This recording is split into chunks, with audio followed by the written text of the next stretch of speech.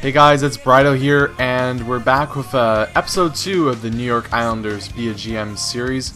In this episode, we're just going to go over a couple quick things, check out the actual team contracts so you guys know what's going on with that, and do a little bit more of an in-depth look at that as well. So first off, like I said, we'll start off with that there, move on to that, and check those out. Now, the team has a lot of cap space. We're not going to fill this cap space out right away. As you can see, the centers here, we got Tavares is our franchise center, making about $6 million. Nielsen's our third line center, and then between that, we don't really have anything else other than that. Tavares is locked up long term. You know, we got Ryan Strome, that's kind of maybe our second line center at this point, but he's obviously only 67 overall, so we need him to develop a bit more. Josh Bailey is a guy that most likely we're going to look maybe to trade because he doesn't have a major spot in the team, or just use him as a used part. Reasoner's our fourth line guy. Now here's in the system essentially what we have. Casey Cizikas may be actually a great player for us, potentially maybe just a third line grinder type. Now left wingers here, we got Molson, Joensuu, and Martin. Nothing special. Molson does a second line role pretty well, but Joensuu and Martin are more fourth line guys, if at that. Now the actual prospects we have on the left wing aren't that great either. The Benedetto is an alright guy, but besides from that, there really isn't anything that's worthwhile there. Now on the right wing, we have some better right wingers here. We have Grabner, Okposo, and Boys, along with Niederreiter. Boys plays the third line in his positioning. Essentially, he's a scorer though, probably going to get some goals from him, which will be nice. Grabner and Okposo are the guys that we're really going to rely on.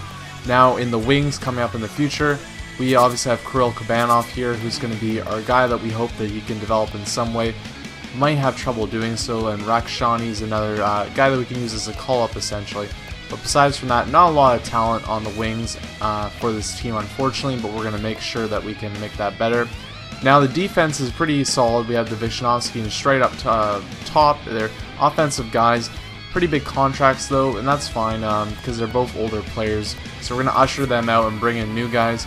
Andrew McDonald's another guy that's pretty talented defensively, and he's going to be more of a defender for us. And Travis Hamonic is probably the best prospect that we have on the New York Islanders lineup as is right now. Now Donovan was a guy that impressed in the preseason, but he might get sent down at some point in replace for Karkner here, who's still in the minors. Now, Karkner is probably the best call-up that we have, besides from DeHaan, who's another guy that probably has a lot of talent that's going to be able to use on our team.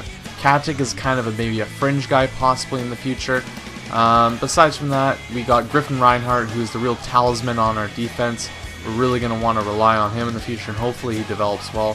Along with that, we have just a little bit down here, Billy Polka, who's a second round pick from us, who has a pretty low overall, but we're hoping again that he can develop into something great.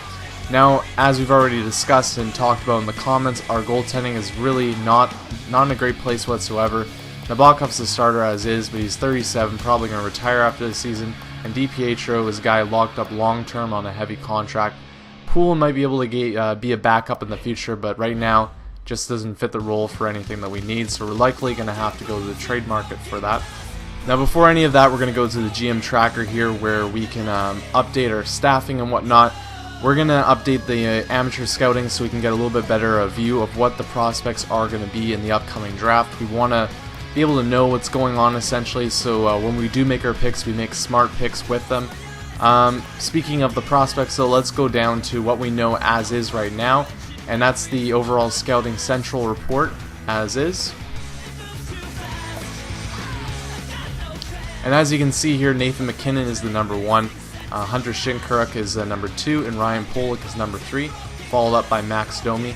Seth Jones will not be in this since I did not add him. I didn't want to add any creative players. I did tweak a couple of the potentials of future draft picks because I wanted them to be definitely sufficient and good and not be a flat draft or flat drafts in the future. So there are guys like Shinkaruk and Nathan MacKinnon who are going to definitely play the good role if anybody's able to draft them. Hopefully we aren't in that position, but again, if we are able to pick them up, that'll definitely bolster our future. Now we're going to look at after this, just the goalies and see what they have to offer. One of you guys said in the comments that there's a good goalie to draft in the round coming up, and I didn't really see any goalie from that name, but there's a Shovel Dave there, kind of like Shovel Day Off, but there's a couple guys I might be able to do some better scouting on and see if we can see if they're any good. But probably the best thing that we're going to need to do is address the need of goaltending just right away, and start either get a prospect that we can start developing right now, or get a goaltender that can build into that elite role that we want from them. Now here's the starting lineup that I wanted to talk about too. Essentially here's what we're going to go with for the first game. Niederreiter on the wing of Tavares. I think that's a good spot with him. Grabner is supposed to be in the second line, but so is Okposo, so we're going to both put one up, put Grabner up on the top line, see if he can do the trick with Tavares. Molson, Strome, and Okposo seems like a good match, a little bit of physicality, a little bit of playmaking, and Molson the shooter, along with Bailey sitting on the side there with Nielsen and Boys, and then Joensuu, Martin, and Riesner at the bottom there. Visnovsky and Strider are split up, but that's a good thing because we need that little bit of an offense split between the two. Now here's the power play, essentially pretty simple, 4-man power play. I'm going to go through these ones pretty quickly just so you guys can see what they're about. Nielsen, top penalty killing guy that we're going to rely on for all of that, and we're hoping Hamonic as well can be the top defending defenseman for us. Now as you can see there, Nabokov is the starter and DiPietro is the backup. Hopefully, like they said there, that's going to be something that we're going to change in the near future. And in this video's comments, I really want you guys to let me know who you'd like to see as the goalie. I've heard Carey Price is an option. I'm not sure if that's something that's realistic for us. Overall, I don't think Montreal would trade Carey Price, but let's think of ones that would be a good fit, like Jonathan Bernier was one that came to mind. Something along those lines where it would be a good goaltender for us. Now the needs that I set here for the trade block are essentially third line checking forward, first line winger or any position really, and then starting goaltender. So a little bit reaching there, but I'd like to see a third line winger brought into the team because right now we don't have that need. Filled on the to go out shelf, we have a minor checking forward and starting goaltender to get rid of DiPietro. And here's the actual trading block that we have. With DiPietro, Thomas Marcinko, and Josh Bailey. Like I said, I think Josh Bailey would be a good guy for us to move out. But Rick DiPietro would be really nice to get rid of, and we're going to hope to do that in the coming days. Now we're just going to go through essentially all the team's trading blocks so we can see what they're offering. New York Rangers have a really interesting player right there, Chris Kreider. I'm interested in him. Not sure if we trade with the Rangers though. Philly has Danny Savret, not really interested in that. A lot of teams have a lot of picks available too because they're looking to move picks. And then there's some players that are really older players that not really going to need any other guys like minors like Kurt Gogol and whatnot. And we're really trying to add youth here. Here's an interesting one, Martin St. Louis. It would be great if we're on a cup run situation, but right now he just wouldn't fit our needs. Toronto with the interesting block. And I saw this here for Vancouver. I saw Eddie Lack, and I was actually, wait, we could use Eddie Lack as our starter. I know it's a little bit of a stretch, but it's unfortunate to see that his potential is pretty low, so we're not going to be able to do that. Now, Khudobin's another guy, but not really what we need. Mike Weber was a defender that I kind of looked at and said, this might be something to look into, but not a real need for us, so again, just kind of pass that one up. Another big player there, Jerome McGinley on the block. And here's a guy actually that I really liked seeing on the block, Andrew Shaw, and that's something would look into as well. So if you guys would like to see Andrew Shaw on the team, I'll try and make an offer for him in the next episode. And you see Dallas here trying to trade away their signings in Yager and Whitney. And yeah, we're just pretty much coming around the corner here. Ryan Smith, and he said nothing really too big. Florida's got a lot of good players on the block there, but again, older players. Now another really good player here that was actually fitting our needs is Tyler Toffoli, and that's someone that again we could potentially look into, but our needs aren't really on the right wing. We have a lot of good right wingers, so that's something we might just let be, even though he's a good player. So yeah, not a lot to like there. Obviously these are guys that they're trying to shop out the window. Like we've got Rick DiPietro and Thomas Marcinko. You're not going to get what you really want in that. So I decided to go into the trade players menu and just go through teams and see if I can pull up some players that might be good goalies. Now John Gibson plays for Anaheim, and he looked like a solid fit with a 4-star potential rating. Malcolm Subban, 4.5 stars, low overall but great potential. I think this one is here, Calvin Pickard. He's another 4-star goalie that we could use. All prospects thus far. Looking at another prospect that I'd really like to see, I think he'd be a great fit in the New York Islanders, is Jack Campbell. Jakob Markstrom is another guy. It would be probably hard to pull him away from the Florida Panthers, but he'd be a great fit. Now looking at LA, there's Christopher Gibson, but I thought, hey, wait a second, what about Jonathan Bernier? And like I noted before, I think this guy might be a guy that we should target because he's 80 overall and 4-star rating. And the other one I thought of was Corey Schneider. The Vancouver Canucks already have Roberto Luongo, and obviously in real life they're probably going to ship out Luongo over Schneider, but there might be that situation where they can't, and we might be able to come in and take Schneider away from them for a hefty price. So those are some options. Let me know what you guys think of that. Schneider, Bernier, Campbell, Subban, what do you guys think would be a good choice? Obviously we're looking for something affordable, but someone that can grow potentially. As you see while we're playing or talking about that there, here's the lineup for the Bridgeport Sound Tigers. We gave Kabanov a lot of minutes, DeHaan a lot of minutes, and Cizikas a lot of minutes. So guys that we want to see develop are getting their opportunities, and Kevin Poulin's getting the starting role there. So that's pretty much it for just prefacing the season, and we're going to actually get into our first game here, minus just a little bit of simulating. And the game just tells us that the waiver wire is in effect, and I thought at this point maybe we actually will get some good players off the waiver wire, use that as a leverage point to get some a little bit of talent that we can use on our team and be able to have some surpluses that we could leeway into something like a better goaltender or whatnot. But as you'll see here as we go into the first game, no one really throws their players right on the waiver wire right away again like in previous games, which is good to see, but at the same time I was hoping for that little bit of a gift that you'd sometimes get in past games. And yeah, no, our boss tells us that our goal for the season is to essentially just try and make the playoffs. If we don't make the playoffs, it's alright. There's the cap of 70 million, so we've got plenty of space. We make the floor though, which is good, so we're floating just above that right now. So we have plenty of space to make trades, make moves, and we're probably going to have to take on some cap if we're going to get rid of Rick DiPietro. But in the end, we're moving forward here, and that's a good thing for the team, and we're kind of building up an idea of what we want to do. And there's some great pieces on the team already, so we're in the right spot going forward. Before we get into the game though, I just wanted to note some transaction news. In the last preseason game, Michael Grabner got injured for a week, but he's able to play in the first game. Only a day left on his injury, decided to let him go ahead. And here are the trades that happened. The Mark Eden one, obviously. Zach Phillips and Matt Hackett to Phoenix for Shane Doan. So Shane Doan moves to Minnesota, even though he's probably a guy that Phoenix probably would never trade in real life. Andy McDonald and Jason Arnott from St. Louis for Logan Nelson, Alexander Salzer, and Ryan Boychuk, I believe. Obviously, Jason Arnott's a free agent in real life, but again, another player that was just essentially attached to his team instead of being in the free agent market going into the rosters, and that's fine. It's kind of both those cases. You can see, obviously, they landed with different teams, so it's cool to see that. So yeah, sorry, as well, I wanted to show the simming of our minor league team. I'm going to do this for each video. We're going to see how the minor league team's doing. Just a quick sim of what the game is. It takes 30 seconds to a minute. And we know what's going on with our juniors, know what's going on with our young guys, and we know, hey, maybe this guy's having a good game, a good couple games, and we can call him up and give him a chance in the big leagues. Yeah, but I won't be playing any minor league games. I'll let them do their thing. I will be playing all my NHL games though. Is that something I'd like to do?